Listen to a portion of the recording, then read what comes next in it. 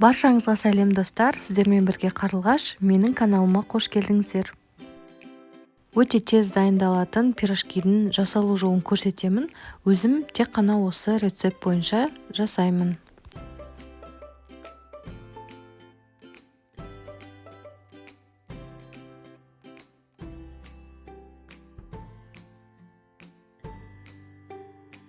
Ең алдымен қамырды ашытып аламыз.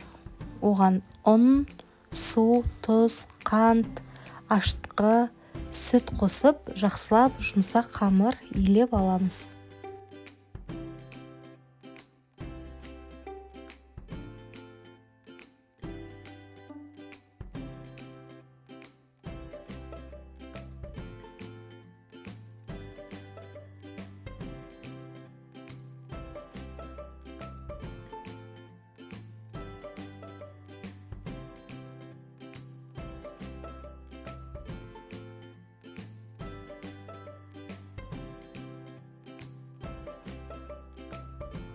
Бір сағатқа жылы жерге бетін жауып қоямыз.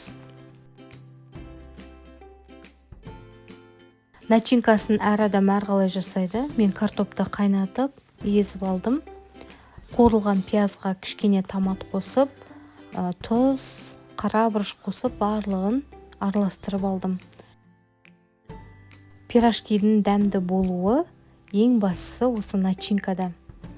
Сол үшін пиязды қуырып жатқан кезде кішкене томат қосып жүрсеңіздер, дәмі деген өте керемет болады.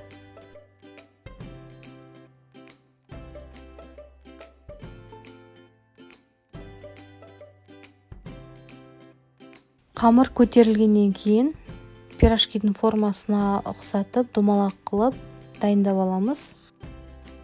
Домалақ қылып жайып, үстіне начинканы салып, пирожкидің формасына келтіріп, қызып тұрған табада екі жақ бетін қызарғанша қуырып аламыз.